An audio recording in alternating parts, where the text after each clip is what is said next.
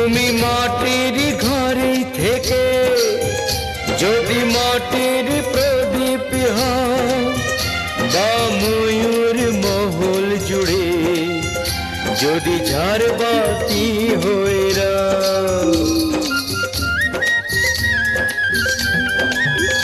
তুমি মাটির ঘরে থেকে যদি মাটির প্রদীপ হও বা ময়ূর মহল জুড়ে যদি ঝাড়বাতি হয়ে রাও, তবু ছড়াতে গেলে আলো কোন আগুনে তোমায় পড়তেই হবে।